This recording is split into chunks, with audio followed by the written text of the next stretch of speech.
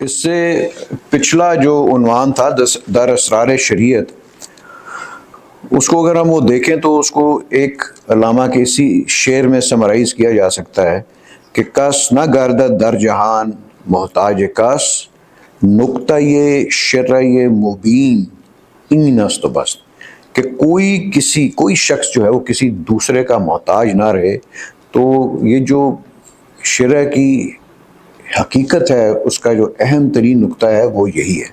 اور اس لیے علامہ نے اس میں ایک وہ اکنامک یا معاشی برابری کی جو ہے وہ بات کی ہے، کیونکہ جہاں پہ انسان اگر کوئی بھی کسی اور انسان کا محتاج ہوگا تو آپ کو سمجھے کہ وہ توحید جو ہے وہ پوری طرح وہ معاشرے میں وہ اس کا اطلاق نہیں ہو سکتا. تو یہ اگلا جو ٹاپک ہے اس کا عنوان ہے کہ اشکی چند ب افتراق ہندیان، یعنی کہ اہل ہند کے نفاق پر چند آنسو.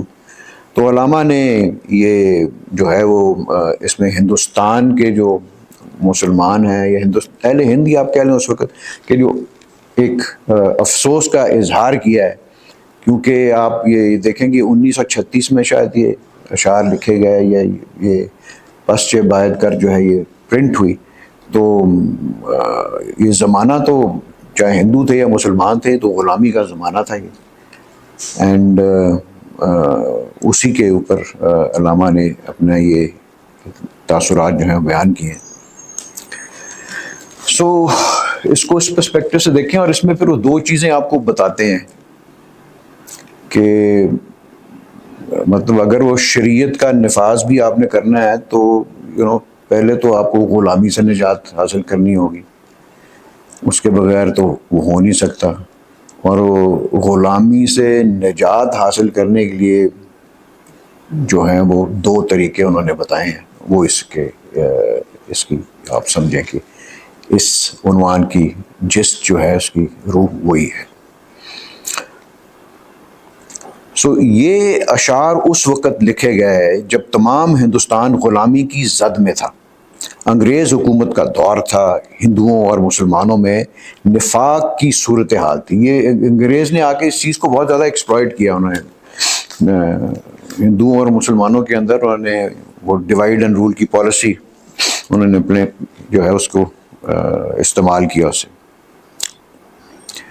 سو اس نفاق کو پیدا کرنے میں بھی انگریز کا ہاتھ تھا، کیونکہ ایک ملوکانہ حکومت ہمیشہ ڈیوائڈ اینڈ رول کی پالیسی کو اپناتی ہے. چاہے وہ یہ ڈکٹیٹرشپ، بادشاہت، یہ ہمیشہ اسی طرح ہی کرتی ہے. اس کے بغیر ان کی جو حکومت ہے وہ جڑ نہیں پکڑ سکتی. سو ڈیوائڈ اینڈ رول کی پالیسی کو اپناتی ہے کیونکہ اس کی بدولت حکمرانی میں آسانی پیدا ہوتی ہے، بلکہ حکمرانی کا دور بھی طول پکڑتا ہے. انہی حالات کو دیکھتے ہوئے علامہ نے ان اشعار میں افسوس کا اظہار کیا ہے، لیکن وہ اس افسوسناک کیفیت کو اپنے اوپر طاری نہیں ہونے دیتے اور امید کا دامن جو ہے وہ نہیں چھوڑتے. علامہ اہل ہند کو وہ راستہ اور طریقہ بتاتے ہیں جس کی بدولت وہ انگریز کی غلامی سے نجات پا سکتے ہیں، اور وہ راستہ ہے انقلاب کا. ایسے حالات میں یہی واحد راستہ ہے آزادی حاصل کرنے کا، اور تو کوئی راستہ ہی نہیں ہوتا. دنیا کی تاریخ میں دیکھ لیں، جہاں بھی کئی لوگوں نے آزادی حاصل کی ہے، وہ ریولوشن دے کے آئی ہیں تو انہوں نے آزادی حاصل کی ہے. لیکن علامہ فرماتے ہیں کہ یہ انقلاب تب ہی لایا جا سکتا ہے اگر اس قوم کے پاس ایک زندہ دل ہو. اب یہ بھی آپ وہ دیکھیں گے کہ زندہ دل سے ان کی کیا مراد ہے، اور وہ کیوں ضروری ہے کہ اس کے بغیر وہ آپ کے اندر وہ جذبہ ہی نہیں پیدا ہو سکتا، وہ انقلابی سوچ ہی نہیں آپ کے اندر پیدا ہو سکتی. پھر ہمیں وہ بتاتے ہیں کہ ایک زندہ دل میں کون سی صفات جو ہیں وہ پائی جاتی ہیں اور اس کو کس طرح حاصل کیا جا سکتا ہے. تو اس عنوان کے دو بند ہیں. پہلے بند میں علامہ ہند کی حالت زار پر اظہار غم کرتے ہوئے وہ فرماتے ہیں کہ اے ہمالیہ، اے دریائے اٹک اور اے دریائے گنگا کے علاقوں میں بسنے والے لوگوں، تم کب تک اس قدر ذلت اور غلامی والی زندگی گزارو گے؟ یعنی کہ ہمالیہ، اٹک اور دریائے گنگا، یہ پورا سب کانٹیننٹ کو جو ہے وہ ریپرزینٹ کر رہے ہیں۔ تو علامہ کہتے ہیں کہ پیر مردان از فراست بی نصیب، نوجوانان از محبت بی نصیب، شرق و غرب آزاد و ما نخچیر غیر، خشت ما سرمایہ تعمیر غیر، زندگانی بر مراد دیگران، جاویدان مرگ است نئی خواب گران، کہ اہل ہند کے بوڑھے فہم و فراست سے عاری ہیں۔ تو اس میں آپ یہ دیکھیں کہ اگر جو ایک وزڈم جس کو ہم بزرگوں کے ساتھ اس کو ہم ایفیلیٹ کرتے ہیں کہ بزرگی کے ساتھ وزڈم پیدا ہوتا ہے، تو وہ کہہ رہے ہیں کہ وہ جو اس خطے کے جو جن کے پاس وہ وزڈم ہونا چاہیے تھا، فراست ہونی چاہیے، وہی نہیں ان کے پاس، وہی اس چیز سے آ رہی ہیں۔ وہ بات کو سمجھنے کی صلاحیت کھو بیٹھے ہیں، ان کی سوچ بگڑ چکی ہے اور صحیح اور غلط، حق اور باطل کی تمیز نہیں رکھتے۔ یہی اثر ہوتا ہے نا جب آپ یہ چیزیں فہم اور فراست کو کھو بیٹھیں تو، جبکہ نوجوان جذبہ محبت سے ہی بے نصیب ہیں۔ صحیح عمل کرنے کے لیے کسی بھی قوم کو پاکیزگی فکر اور جذبے جیسی جسے ہم کیا کہتے ہیں، پیشن کہتے ہیں، اس کی ضرورت ہوتی ہے، اور پیشن محبت ہی سے پیدا ہوتا ہے۔ افسوس ہے کہ اہل ہند ان دونوں سے بے بہرا ہیں۔ مشرق اور مغربی ممالک تو آزاد ہیں، صرف ہم انگریزوں کی غلامی میں قید ہیں۔ محنت ہماری ہے لیکن تعمیر غیر کی ہے۔ دیکھیں نا، ساری جتنی بھی یہاں سے محنت اور جو آپ کا جو مال و زر تھا، یہ لے کر اپنے ممالک میں یہ جا رہے تھے، اور وہ آپ وہ دیکھیں کہ وہاں پر انہوں نے جو محلات اور جو اپنا انفراسٹرکچر، انڈسٹری، ہاں، جو انہوں نے اس کی اپنی تعمیر کی ہے، اپنی اکانومی کی، وہ سارا جو بھی انہوں نے جگہیں کالونائز کی تھی، انہی کا مال لے جا کر وہ کی انہوں نے۔ سو مشرق اور مغربی ممالک تو آزاد ہیں، صرف ہم انگریز کی غلامی میں قید ہیں، اور محنت ہماری ہے لیکن تعمیر غیر کی ہو رہی ہے۔ یہ بات باور کر لو کہ غیروں کی مرضی کے مطابق زندگی بسر کرنا ہمیشہ کی موت ہے۔ وہ کس طرح ہے ہمیشہ کی موت؟ کہ آپ کی اپنی کوئی صحیح نہیں ہے، آپ کی اپنی کوئی سوچ ہی نہیں ہے، اور یا تو آپ کمزور ہوں اور آپ وہ ایکسیپٹ کر لیں دوسروں کی جو ہے وہ سپیریورٹی، یا پھر آپ غلامی سے دبے ہوئے ہوں، سیاسی معاشی طور کے اوپر آپ کے اوپر جو غلبہ چاہے ہو۔ تو یعنی کہ جس طرح پچھلے میں ہم نے وہ دیکھا ہے کہ ایک غلام کی کوئی ویلیو نہیں ہوتی، اس کی سوچ چاہے جتنی مرضی وہ قیمتی ہو، اس کی کوئی ویلیو نہیں ہوتی، اس کو کسی نے سننا ہی نہیں ہے، اس کو فرق ہی نہیں پڑتا کہ وہ کیا کہہ رہا ہے کیا نہیں کہہ رہا ہے، اس کی he has absolutely no say whatsoever۔ سو وہ کہتے ہیں کہ غیروں کی مرضی کے مطابق زندگی بسر کرنا ہمیشہ کی موت ہے۔ اسے ہم گہری نیند نہیں کہہ سکتے، کیونکہ گہری نیند سے تو بندہ بیدار ہو جاتا ہے نا۔ تو یہ وہ موت ہے جس سے آپ، یا یہ وہ غلبہ ہے جس سے آپ کبھی ابھر نہیں سکتے۔ سو غلام کی زندگی ایک بے معنی اور بے مقصد زندگی ہے۔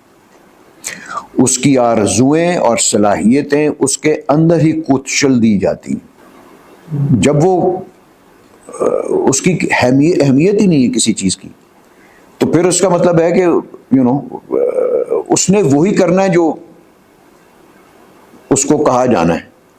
تو اس کا مطلب ہے کہ اس کی آرزو بھی کوئی نہیں، اس کے اندر جو بھی پیدا ہوگی وہ اندر ہی مرے گی اس کی۔ اور اس کے اندر جو صلاحیت بھی ہے وہ بھی اس کے اندر ہی وہ مرے گی، کیونکہ نو بڈی کیئرس. انہوں نے اس سے صرف کام لینا ہے، حکم دینا ہے، اور اس سے زیادہ اس سے کوئی سروکار نہیں. سو اس کی حیثیت ایک چلتی پھرتی لاش سے زیادہ نہیں ہے. یہ علماء کہہ رہے ہیں کہ غلام جو ہے اس کی حیثیت ایک چلتی پھرتی لاش سے زیادہ نہیں ہے. بہرحال اس کو ابھی آپ وہ دیکھیں گے کہ میں تو اس کو دو نظریوں سے، دو زاویوں سے دیکھتا ہوں اس چیز کو. ایک تو ایک فوراً غلامی جو ہے جس کو آپ وہ کہہ سکتے ہیں، جس کو ہم کہہ سکتے ہیں فوراً رول کہہ سکتے ہیں، اور دوسرا پھر جو غلامی جو ہے وہ جب آپ کے اوپر اپنے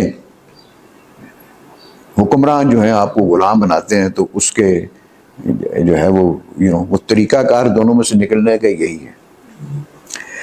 سو علماء کہتے ہیں کہ نیست ان مرگی کے آیت زی آسمان، تخم او می بالد از اعماق جان. کہ وہ فرماتے ہیں کہ یہ وہ موت نہیں ہے جو تم پر آسمان سے نازل ہوتی ہے. پیچھے کہا ہے نا انہوں نے کہ یہ تو موت ہے جس سے آپ وہ نیند نہیں ہے جس سے آپ گہری سے اٹھ بھی سکتے ہیں، اس سے تو آپ نے اٹھنا ہی نہیں ہے. تو کہتے ہیں یہ وہ موت نہیں ہے جو تم کو خدا کی طرف سے، جو قدرت کی طرف سے تمہارے اوپر آنی ہے، نازل ہونی ہے، بلکہ اس موت کا بیج تو روح کی گہرائیوں میں پلتا اور پھوٹتا ہے. دس از اے کائنڈ آف ڈیتھ جو کہ آپ کی اگر گہرائیوں میں آپ کی روح میں وہ پلتا پھلتا پھولتا ہے تو اس کا مطلب ہے کہ یہ آپ نے it is like a death by your own choice. یہ جسم کی نہیں، یہ روح کی موت ہے. جسم تو زندہ رہتا ہے، کھا پی رہے ہیں، بہرحال جب آسمانی موت آنی ہے تو آپ نے چلے جانا ہے سب نے، لیکن ٹل دیٹ ٹائم وہ آپ کا جسم زندہ ہے اور آپ کی روح مر چکی ہے. یہ خودی کی موت ہے، یہ غیرت کی موت ہے. ایسے مردے کو نہلانے کی ضرورت نہیں ہوتی اور نہ ہی اس کا جنازہ اٹھتا ہے. یہ ایسا ہی ہے نا. بٹ یہ دیکھو کہ اس کی ڈسکرپشن کو دیکھو کیسے کہ جس کی روح مر چکی ہو تو اس کو نہ تو نہلانے کی ضرورت پڑتی اس مردے کو اور نہ ہی اس کا جنازہ یاد ہے، لیکن ہے وہ مردہ، یعنی کہ مردے سے بھی بدتر ہے. کیونکہ یہ جسمانی موت نہیں ہے. ایسے مردے کے غم میں کسی کا لباس چاک نہیں ہوتا. اس کا دوزخ یہی دنیا ہے. امیجن کریں نا کہ if you have to live a life of a slave تو آپ کا کیا حال ہوگا، چاہے کسی فارم میں بھی ہو. وہ آپ کی جو ہے وہ ایکسیپٹ کر لیں تو آپ کی وہ روح مر جاتی. تو تم اس کو حشر کے ہجوم میں تلاش مت کرنا. قیامت کے روز اس مردے کو وہاں پہ نہ تلاش کرنا کہ یہ بھی وہاں پہ لگا پھرے گا، کیونکہ یہ تو پہلے ہی قیامت والی زندگی گزار رہا ہے. مطلب کہ قیامت کیا ہے؟ عذاب ہے نا. تو اس سے زیادہ عذاب کیا ہو سکتا ہے کہ آپ جو ہیں وہ اس کرب کو محسوس بھی کریں اور آپ کے اندر اس میں سے وہ نکلنے کی ہمت بھی پیدا نہ ہو اور اسی طرح وہ سلسلہ چلتا رہے. سو غلامی کی زندگی ایسی ہی زندگی ہے جس نے اس دنیا میں جو بیج بویا اسی دنیا میں اس نے اس کی فصل کاٹی. اس کا محاسبہ نہیں ہونا کیونکہ وہ یہاں بھی دوزخ میں ہے اور وہاں بھی ہے. تو علماء کہتے ہیں اس کا تو محاسبہ ہونا ہی نہیں ہے. اس کا کیا محاسبہ ہونا ہے؟ اس نے تو یہاں بھی دوزخ میں زندگی گزاری ہے تو ادھر اس کا کیا حساب ہونا ہے کہ اس نے وہ کیا کرنا ہے؟ یہی کچھ نہیں اس نے، تو اس کا کس بات کا حساب ہے؟ ادھر بھی سیدھا جہنم میں جائے گا وہ. سو علامہ کہتے ہیں کہ امتی کز آرزو نیشی نہ خورد، نقش اورا فطرت از گیتی سترد. یعنی کہ جان لو کہ جس قوم نے آرزو کا ڈنک نہیں کھایا، جس کے اندر وہ آرزو کی تڑپ جو ہے وہ پیدا نہیں ہوئی، قدرت نے اس کو صفحہ ہستی سے ہی مٹا دیا. یہ ہم نے پڑھا تھا اس میں اسرار خودی کے اندر یا اس میں شاید رموز کے اندر کہ جو اگر انسان کے اندر آرزو ختم ہو جائے تو پھر آپ سمجھیں کہ you are a dead person. آرزو کے بغیر انسان کے اندر نہ وہ عشق کی طلب پیدا ہوتی ہے، نہ اس کے اندر کوئی مقصدیت پیدا ہوتی ہے، نہ اسے کوئی حاصل کرنے کی تگودو اس میں ہوتی ہے. اگر وہ ہے ہی نہیں آپ کے اندر تو پھر وہ ٹھیک ہے، وہ اسی طرح کی ایک وہ زندہ لاش ہی ہیں، آپ کھا پی رہے ہیں جس طرح جانور کھاتے پیتے ہیں اور وہ ختم ہو جاتی ہیں. سو ایسی قومیں جو ہیں وہ آزادی کی تڑپ کھو بیٹھے وہ اپنا وجود بھی کھو بیٹھتی. نہیں سوری، کہ جان لو جس قوم نے آرزو کا ڈنک نہیں کھایا قدرت نے اس کو صفحہ ہستی سے ہی مٹا دیا. یعنی جو قوم بھی آزادی کی تڑپ کھو بیٹھے وہ اپنا وجود ہی کھو بیٹھتی. سو اگلے شعر میں وہ کہتے ہیں کہ یہ ان کے اوپر کامنٹ کرتے ہیں کہ یہ جو حکمران جو ہوتے ہیں ایسے جو کہ یہ غاصبانہ یا یہ جو دوسری قوموں کو غلام بنایا ہوتا ہے، یہ بادشاہتیں ان کی، تو کہتے ہیں کہ ان کے تخت و تاج اور حکومت کی مضبوطی ان کے ساحرانہ طریقوں کی وجہ سے. یہ حکمرانوں کی یہ جو آپ کو مضبوطی نظر آتی ہے، کبھی یہ نہیں ہو سکتا کہ ان کو تو ہلایا نہیں جا سکتا، اور یہ مطلب کہ اتنے مضبوط ہیں، اتنے طاقتور ہیں کہ ان کو کوئی چھیڑ نہیں سکتا. تو وہ کہتے ہیں کہ ان کی مضبوطی جو ہے وہ ان کے ساحرانہ طریقوں کی وجہ سے. ساحرانہ جادو یعنی کہ یہ سحر جو ہوتا ہے نا، یہ فریب ہی ہوتا ہے، بیکاز یہ حقیقت نہیں ہوتی. تو یہ ساحرانہ سے مراد ہے ان کی چال بازیاں، ان کے جس طرح یہ شعر میں لکھا ہوا ہے کہ یہ چے مولائی چے درویشی چے سلطانی چے دربانی فروغ کارمی جویت بسالوسی و ذراقی. یعنی کہ دھوکے اور فریب سے یہ اپنا کام چلاتے ہیں. یہ ہم نے وہ پڑھا بھی تھا جب ہم وہ لیڈرشپ کا وہ پڑھ رہے تھے کہ یہ کس طریقے سے جو ہیں وہ عوام کو مرعوب کرتے ہیں. بتایا تھا نا علامہ نے وہ ساری چیزیں بتائی، سائیکولوجیکلی کس طرح کرتے ہیں. وہ اپنی ویلتھ جو ہے آپ کو دکھا کے کس طرح آپ کے اوپر وہ اثر انداز ہوتے ہیں، آپ کو دبا دیتے ہیں، آپ ان سے مرعوب ہو جاتے ہیں. تو یہ ان کے وہ طریقہ کار ہوتے ہیں. خیر وہ تو اس میں تو اور بھی بہت زیادہ السلام علیکم وہ چیزیں ہیں. تو ان کے ساحرانہ طریقوں کی وجہ سے ہے ان کی ساری مضبوطی، یعنی کہ دھوکہ اور فریب اور مکر یہ غلام کو غلامی کا احساس نہیں ہونے دیتے. یہ بھی ایک وہ بڑی چیز ہے کہ چاہے آپ جو اس طرح کی آپ ڈیموکریسیز کو دیکھیں آپ، یا ایسے طرز حکومت کو، کہ وہ آپ کو لائف سٹائل ایسا مہیا کرتے ہیں اور آپ کو ایک تاثر آپ کو یہ دیتے ہیں کہ جس طرح آپ اپنی چوائس سے جو ہے ملک زندگی گزار رہے ہیں، لیکن نہیں گزار رہا ہوتا. سو دس از ایگزیکٹلی، یعنی کہ وہ آپ کو سمجھتے یہ آگے اس کو میں نے شاید ایکسپلین بھی صحیح کیا ہے. سو یہ غلام کو غلامی کا احساس نہیں ہونے دیتے. ایسے حکمرانوں کا انداز حکومت کچھ ایسا ہوتا ہے کہ وہ عوام کو غلامی کا احساس تک نہیں ہونے دیتے. یہ علامہ کا وہ شعر ہی ہے کہ اس میں مطلب کہ ان کا وہ نقصان ہے، ان کا نقصان ہو رہا ہوتا ہے، لیکن وہ سمجھ رہے ہوتے ہیں کہ ان کی کوئی فائدے کی بات ہو رہی. سو وائے ناکامی متائے کارواں جاتا رہا، کارواں کے دل سے احساس زیاں جاتا رہا. یعنی کہ اس قوم کے اوپر یہ جو ہے کہ اس کا اپنا ساری مال و دولت ہی اپنی وہ یعنی کہ آزادی کو لٹا دیا اپنا، اور ان کو جو ہے وہ اس چیز کا احساس تک نہیں ہوا ان کے دل کے اندر کہ ہم نے تو اصل جو اپنی متاع تھی، جو ہمارے جو ملکیت تھی، ہم نے اس کو جو پکڑ کے لٹا دیا. ہم نے اتنا نقصان کیا، لیکن اس نقصان کا وہ احساس کرنے کی وہ صلاحیت ہی کھو بیٹھتے ہیں. سو انگریز کے اس ساحرانہ طرز حکومت نے کافروں کو کفر سے اور دینداروں کو اپنے دین سے ہی پھیر کر رکھ دیا، اور وہ ان اقوام کے آقا بن بیٹھے. جس طرح علامہ وہ کہتے ہیں کہ مشرق کے خدا وند سفیدان فرنگی، مغرب کے خدا وند درخشندہ فلزات. یہ فلزات کہتے ہیں میٹلز کو.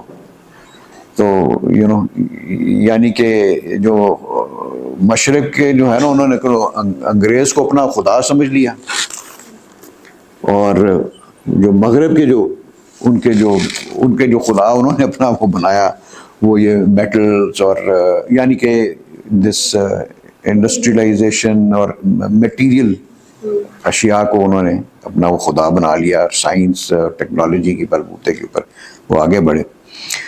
سو انگریز نے ہندوؤں اور مسلمانوں میں فتنے کھڑے کر دیے اور دونوں کو آپس میں لڑا دیا. انہوں نے ڈیوائیڈ اینڈ رول کی پالیسی کا اطلاق کیا.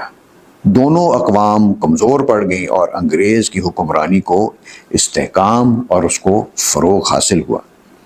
بظاہر ثالثی کا وہ انہوں نے کردار ادا کیا، لیکن مقصد جو تھا وہ آپس میں دونوں میں نفاق پیدا کرنا تھا. اگر سچ پوچھیں تو پاکستان میں اب بھی ایسا ہی ہو رہا ہے. فرق صرف اتنا تھا کہ پہلے ڈیوائیڈ اینڈ رول کرنے والا انگریز تھا، اور اب ہمارے ملک کا اپنا ہی ایک طاقتور طبقہ ہے جو ہمارے اندر ڈیوائیڈ اینڈ رول کر کے ہمیں اس نے بکھیر دیا ہوا آپس میں. اب صورتحال یہ ہے کہ قوم سچائی اور جھوٹ، صحیح اور غلط میں تمیز کرنے سے ہی قاصر ہے، اور جب حالات اس نہج پر پہنچ جائیں تو پھر ان میں سے نکلنے کی ایک ہی صورت ہے، اور وہ ہے انقلاب، ریولوشن. تو اس بند کا جو آخری شعر ہے وہ علامہ وہ یہی کہتے ہیں کہ کس نہ داند جلوہ آب از سراب، انقلاب انقلاب ای انقلاب. تو وہ کہتے ہیں کہ آپ غلامی کی صورت حال سے نکلنا تو یہ انقلاب کے راستے کے بغیر نہیں ہوتا، قربانی دینی پڑے گی آپ. بٹ اس میں آپ یہ دیکھیں کہ آگے پتہ نہیں میں اس میں شاید وہ ڈالا بھی ہوا ہے جو ہے وہ کہ اس کے آپ یہ دیکھیں کہ یہ جو اس قسم کا ایک وہ انقلاب ہے یا بغاوت ہے، علامہ کے نظریے کے مطابق وہ دو حالتوں میں جائز ہے. ایک تو یہ ہے کہ اگر آپ کسی غیر ملکی قوم کے نیچے غلامی اختیار کی، جس طرح ہندوستان میں تھا، مسلمان بھی غلام تھے، ہندو بھی غلام تھے، تو ان حالات کے اندر جو ہے آپ کو غلامی سے نجات حاصل کرنے کے لیے انقلاب لانا پڑے گا، آپ کو بغاوت کرنی پڑے گی. اور پھر جب وہ اسلامی ملک کے اندر ایسی صورتحال ہو جہاں پر وہ آپ کے بنیادی اصولوں سے منحرف ہو رہے ہوں، اور یعنی کہ وہ توحید سے، رسالت کی ٹیچنگ سے، قرآن سے جو ہے وہ ہٹ رہے ہوں، تو ادھر بھی آپ کو انقلاب یا بغاوت کرنے کا جو ہے اقبال کہتے ہیں آپ کو کرنی چاہیے. اور اس کی مثال انہوں نے دی ہے امام حسین کی. اب وہ کوئی غیر ملکی تو نہیں تھے وہ. سو یہ چیزیں جو ہیں اس کو یہ دونوں کو آپ ذہن میں رکھیں. تو علامہ یہ کہہ رہے ہیں کہ کسنا دادا جلوائی آب اسراب، یعنی کہ جو ہے وہ کسی کے اندر وہ صلاحیت نہیں رہی کس چیز کی کہ پانی اور سراب کے اندر وہ تمیز کر سکے. سراب کیا ہوتا ہے؟ جس کو ہم مراج کہتے ہیں، یعنی کہ جو ہمیں جب شدت پیاس سے جو ہے ہمیں وہ کسی گرم جگہ کے اوپر ہمیں اس طرح لگتا ہے جس طرح آگے پانی پڑا ہوا ہے، اور جو ہے وہ ہوتا نہیں ہے. So we lose our that sense of distinction کہ ہم وہ ریالٹی میں اور امیجنیشن کے اندر وہ نہیں کر سکتے. یہ عموماً یہ بائی دا وے ہوتا ہے جب گرمی آتی ہے نا، تو جب آپ سڑک آگے سے خالی ہو تو ٹریول کر رہے ہوتے ہیں آپ تو لگتا ہے جیسے سڑک کے آگے پانی پڑا ہوا ہے، اور جب وہ پاس آپ چلے جاتے ہیں تو آپ کو ساری وہ ڈرائی ہی ساری ملتی ہے. اور یہ انٹینس ہیٹ کے اندر یہ انسان کے ساتھ ہوتا ہے. تو وہ کہتے ہیں کہ اس کے علاوہ ایک ظالمانہ نظام کو بدلنے یعنی کہ یہ انقلاب کے علاوہ ایک ظالمانہ نظام کو بدلنے کی اور ظالمانہ حکمرانوں سے نجات پانے کا اور کوئی راستہ نہیں ہے۔ جب سارے جو آپ کے راستے بند ہو جائیں، سب لیگل ویز آپ کے وہ بند ہو جائیں، تو پھر دس از دا اونلی وے۔ اگر ہم علامہ کے افکار پر غور کریں تو ہم کو یہ بات واضح طور پر معلوم ہوگی کہ وہ نہ صرف غیر ملکی حکمرانوں کے خلاف انقلاب یا بغاوت کے قائل ہیں، بلکہ وہ ایسے مسلمان حکمرانوں کے خلاف انقلاب اور بغاوت کے قائل ہیں جو کہ احکام الہی شریعت سے ہٹے ہوئے ہوتے ہیں، جیسا کہ وہ امام حسین کی مثال پیش کرتے ہوئے ہمیں بتاتے ہیں۔ سر حادثہ کربلا، مطلب کہ وہ کیا تھا، اپنا کیا تھی اس کا نون ٹاپک کا نام، ہاں، حریت اسلامیہ و سر حادثہ کربلا۔ تو اب وہ تو کہتے ہیں نا کہ بھی انقلاب تو آپ کو چاہیے۔ اب وہ جو دوسرا بند ہے اس میں ہمیں یہ بتاتے ہیں کہ وہ انقلاب جو ہے وہ نہیں لایا جا سکتا جب تک آپ کے پاس ایک زندہ دل نہ ہو۔ اور دل زندہ، اس سے کیا مراد ہے، اس کی کیا صفات ہیں، وہ ساری اس میں ہمیں علامہ بتاتے ہیں۔ یہ ایک جگہ پہ علامہ یہ فرماتے ہیں کہ اسی دل زندہ کو بیان کرتے ہیں کہ دل بیدار فاروقی، دل بیدار قراری، مس آدم کے حق میں کیمیا ہے دل کی بیداری۔ کہ یعنی کہ جو دل بیدار جو ہے نا، اس کے اندر وہ حضرت عمر جیسی بھی صفات ہوتی ہیں اور حضرت علی جیسی صفات ہوتی ہیں، تو وہ دل ہیں جو ہیں وہ زندہ دل ہوتے ہیں۔ اور مس آدم، مس کہتے ہیں اس کو تانبے کو، پیتل کو۔ تو وہ کہتے ہیں کہ مطلب کہ ایک انسان کی جس طرح جو ہے نا، اگر حیثیت ایک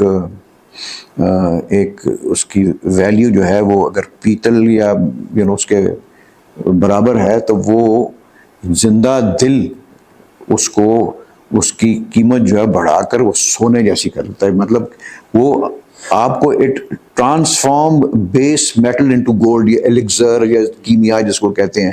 تو مراد اس سے یہی ہے کہ یہی چیز جو ایک بے وقت انسان کو، وہ ایک زندہ دل جو ہے ایک نہایت ہی ایک بلند پایا شخصیت جو ہے وہ بنا کے اس میں وہ ٹرانسفارم کر کے اس کو رکھ دیتا ہے۔ اگرچہ پہلے بند میں علامہ ہمیں غلامی سے نجات پانے کے لیے انقلاب کا راستہ بتاتے ہیں، لیکن اس بند میں وہ فرماتے ہیں کہ انقلاب وہی قوم لے کر آ سکتی ہے جو ایک زندہ دل کی حامل ہو۔ وہ ہمیں دل زندہ کی خوبیوں سے آگاہ کرتے ہیں، اس کی کیفیات اور اس کی قوت سے۔ دل زندہ سے کیا مراد ہے اور اسے کیسے حاصل کیا جا سکتا ہے؟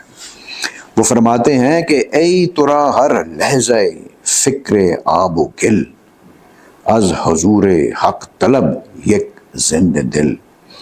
کہ اے مسلمان، تم کو ہر وقت صرف جسم پروری کی ہی فکر لگی رہتی ہے۔ ہمیں وہی اشیاء چاہیے ہوتے ہیں، یہ ہمیں مل جائے، وہ والی چیز مل جائے، وہ کپڑے، کھانا پینا، گاڑیاں وغیرہ وغیرہ، یہ مٹیریل چیزوں کے پیچھے ہی بھاگتے رہتے ہیں۔ یعنی کہ مادی مٹیریل اشیاء ضرورت کے علاوہ تم کچھ سوچ ہی نہیں سکتے کسی اور چیز کا، اور کچھ نہیں تو کم از کم خدا کے حضور سے ایک زندہ دل ہی طلب کر لو۔ یعنی زندہ دل قوم ہی غلامی سے نجات حاصل کر سکتی ہے۔ زندہ دل، آرزو، عشق، فخر، جرت، حریت، خودی، طاقت، یہ دل زندہ کی وجہ سے ہی وہ پیدا ہوتی ہیں۔ یہ علامہ ایک اپنے اس شعر میں فرماتے ہیں کہ سنا ہے میں نے غلامی سے امتوں کی نجات، خودی کی پرورش وہ لذت نمود میں ہے۔ تو یہ جو زندہ دل ہے، یہ سارا کچھ جو ہے یہ آپ کی خودی کو ہی اس کی پرورش کرتا ہے اور آپ کی شخصیت سازی کرتا ہے، اور آپ کو جو ہے وہ ایک بیس یا ایک لو لیول آف وہ انسان سے آپ کو ایک بہت ایک بلند پایا قسم کی آپ کو شخصیت کا حامل بنا دیتا ہے۔ سو علامہ فرماتے ہیں کہ اگرچہ دل کا گھر ایک جسم خاکی ہے، مگر 9 آسمان اس دل کی وسعت کی وجہ سے وہ محو حیرت ہیں، یعنی کہ کائنات محو حیرت ہے کہ انسان کی اس کے اندر اس کی کیپیسٹی کیا ہے، اس کی صلاحیتیں کیا ہیں، یعنی کہ ایک زندہ دل کی وسعت اس کائنات سے بھی بڑھ کر ہے اس کی۔ جیسا کہ ایک صوفیانہ قول ہے، شاید یہ صوفیانہ قول ہے میرے خیال میں، جس کو ہمیں حدیث قدسی بھی کئی دفعہ کہتے ہیں اسے، کہ جس کے مطابق اللہ تعالیٰ فرماتا ہے کہ میں پوری کائنات میں نہیں سما سکتا لیکن ایک مومن کے دل میں سما سکتا ہوں۔ تو کائنات کی تو حیثیت ہی کچھ نہ رہی، پھر وہ ٹائم اینڈ اسپیس سارا جو ہے وہ۔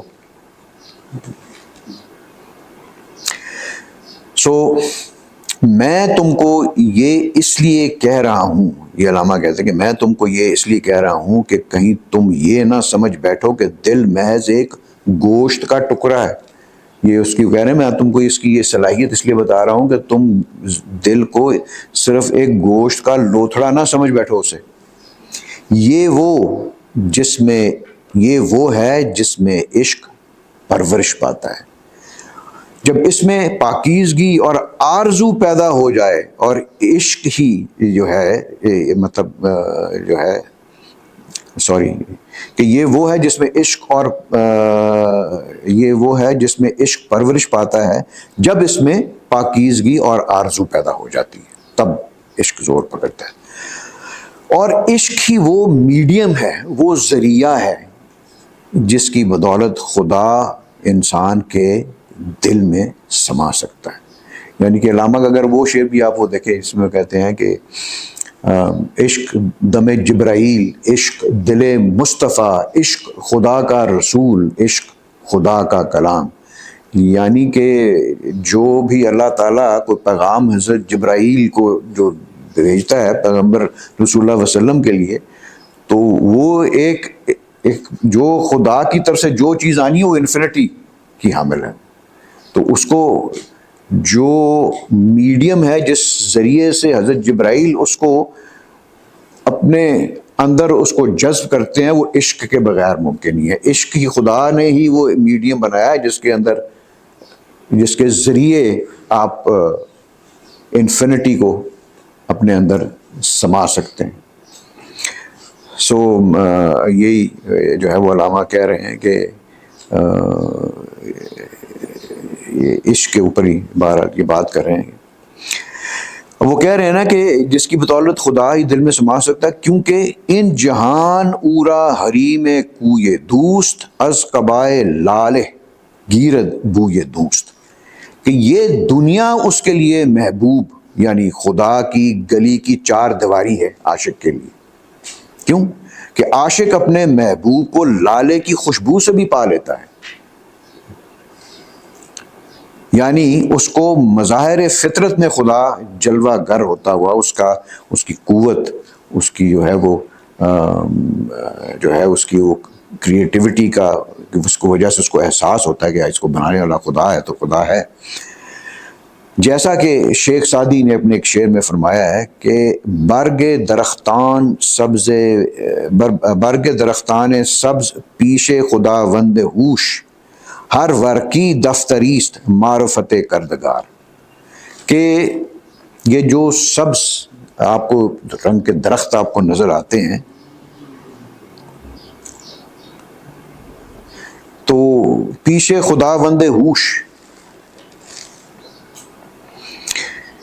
کہ ہر ورک جو ہے وہ ایک طرح کا جو یہ شیخ سعدی کا میں نے آپ کو یہ بتایا بھی ہے نا، وہ کہتے تھے کہ مجھے تو خدا کی جو اس کے اوپر جو یقین جو ہے نا، ایک پتے کو دیکھ کے بھی یقین آ جاتا ہے۔ تو یہ وہی شعر ہے اسی کی، بیسیکلی ہر ورک کی دفتریس معرفت کردگار، یعنی کہ یہ جو ایک پتا جو ہے نا، یہ ایک پوری کتاب ہے جو کہ خدا کی معرفت آپ کو عطا کرتی۔ تو یہ اوپر جو علامہ کہہ رہے ہیں کہ یہ جو 4 ساری جو کائنات ہے یہ تو اسی کی بنائی ہوئی ہے، اور اسی لیے جو عاشق ہے وہ ایک پھول کی خوشبو سے بھی اس کی معرفت جو ہے وہ حاصل کرتا ہے۔ علماء فرماتے ہیں کہ ایک زندہ دل ہر وقت زمانے کے ساتھ ٹکراتا ہے. ابھی اس کی صفات آپ کو بتا رہے ہیں کہ زندہ دل ہوتا کیا ہے.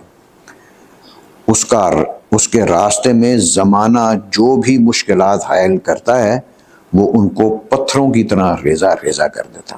وہ راستے کی ہر رکاوٹ کو عبور کرتا ہے اور آگے ہی بڑھتا ہوا چلا جاتا ہے. اسی کی بدولت اس پر اس کی خودی آشکار ہوتی ہے. صلاحیت پتہ لگتی ہے نا آپ کے سامنے. جب تک ہنڈرنس نہیں آتی یا کوئی ہرڈل نہیں آتا, کوئی مشکل نہیں آتی, اس کو جب تک آپ اس سے ٹکراتے نہیں ہیں, اس کو حل نہیں کرتے, اس کو آپ زیر نہیں کرتے, تو تب تک آپ کو اپنی صلاحیت کا پتہ ہی نہیں لگتا, اپنی قوت کا پتہ نہیں لگتا.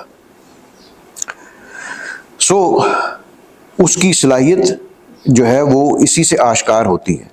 اور یہ جو زمانہ, یہ جس طرح علامہ کہہ رہے ہیں کہ یہ آپ کو جو ہے وہ اسی کو ایک اور اپنے شعر میں ایکسپلین کرتے ہیں کہ یہی ہے مقصد گردش روزگار کہ تیری خودی تجھ پہ ہو آشکار. کہ زمانے کی جو آپ کو جو اونچ اور نیچ اور مشکلات اور ہر سے وہ ٹکرانا پڑتا ہے آپ کو, اس کا مقصد یہی ہے کہ وہ آپ کا وہ پتہ لگے کہ آپ کی خودی جو ہے وہ کہاں تک اس نے وہ قوت اور طاقت حاصل کی ہے, تاکہ آپ کو اپنی خودی کا پتہ چل سکے کہ آپ کے اندر کتنی صلاحیت ہے. علامہ کہتے ہیں کہ آشنائے ممبر وہ دارست او آتش خود را نگہ دارست او. کہ یہ وہ دل ہے, یہ بندہ جو زندہ دل رکھتا ہے وہ کیا ہے کہ وہ ممبر اور دار دونوں کی حقیقت سے آگاہی رکھتا ہے. ممبر جس کے اوپر آپ بیٹھ کے آپ واعظ اور یہ جو علماء جو دیتے ہیں وہ سرمنز دیتے ہیں, اور دار وہ جو ہے کہ پھر وہ خدا کے راستے میں جان کی بازی بھی لگا دیتا ہے, وہ اپنی جان بھی وہ گنوا دیتا ہے. یعنی ان دونوں کے فرائض کو نبھانے کی صلاحیت رکھتا ہے, چاہے وہ ممبر پہ بیٹھا ہو چاہے دار پہ بیٹھا. ممبر پہ بیٹھا ہے کو بات اس نے حق کی کرنی, اس نے پھر وہ کسی کو مرضی کے مطابق اس نے بات نہیں کرنی, اس نے بات وہی کرنی کہ جو حق ہے. اس نے وہ علمی سطح پر بھی پورا اترتا ہے وہ زندہ دل شخص, اور اپنے جذبہ عشق کی بدولت وہ خدا کے لیے اپنی جان بھی قربان کر دیتا ہے. یہ ممبر اور دار کے بارے میں بیان کرتے ہیں. اور وہی اپنے عشق اور اپنی خودی کا خود ہی رکھوالا بھی ہے. وہ ایک ایسی ندی کی طرح ہے جس میں کئی سمندر سمائے ہوئے ہیں. مثلاً کہ دیکھنے میں تو آپ کو وہ ایسا شخص کوئی لمیٹڈ یا فائنائٹ ہی نظر آئے گا نا, لیکن اس کے اندر جو فورس چھپی ہوئی ہے وہ کہہ رہے ہیں اس طرح ہے کہ جس طرح ایک ندی ہو لیکن اس میں کئی سمندر اس کے اندر چھپے ہوئے. وہ بے پناہ طاقت اور صلاحیتوں کا حامل ہے. اس کے اعمال ہمیں اس کی ان بے پناہ اہلیتوں کی خبر دیتے ہیں. وہ غذا سے نہیں بلکہ خدا کے نور کی بدولت نشو و نما حاصل کرتا ہے. تو جسم کی نشو و نما جو ہے وہ تو آپ شاید غذا سے کرتے ہیں, لیکن جو روحانی نشو و نما ہے وہ آپ خدا سے ہی حاصل کرتے ہیں, اور وہ جو ہے وہ جسمانی نشو و نما سے کہیں بڑھ کر ہے. اس کی موت روٹی نہ کھانے سے نہیں بلکہ خدا سے بے حضوری کے سبب ہوتی ہے. جس طرح جسم آپ کا روٹی نہ ملے تو وہ مر جاتا ہے, وہ تو اسی طرح ایسے زندہ دل کی اگر وہ خدا سے بے حضور ہو جائے, اس کی گاڈ کانشیسنس ختم ہو جائے اس کی, تو اس کی روح کی موت ہوتا ہے, وہ اس کی روح کی موت ہوتی. اور اس سے ہی وابستگی اس کے لیے زندگی, اور یعنی کہ خدا سے جو اس کی وابستگی ہے اسی سے اس کے لیے زندگی اور پائندگی کا باعث ہے. وہ تاریک جسم خاکی میں ایک چراغ کی مانند جس کی بدولت انسان کا ظاہر اور باطن دونوں روشن ہو جاتے ہیں. زندہ دلی کی وجہ سے ہی انسان کی زندگی پر نور اور روشن ہے. لیکن تم یہ بات ذہن نشین کر لو کہ ان چنین دل ان چنین دل خود نگر اللہ مست، جز به درویشی نمی آید به دست. ای جوان دامان او محکم بگیر، در غلامی زادئی آزاد میر. لیکن ایسا خود نگر اور خدا مست دل کسی مرد درویش کے بغیر ہاتھ نہیں آتا.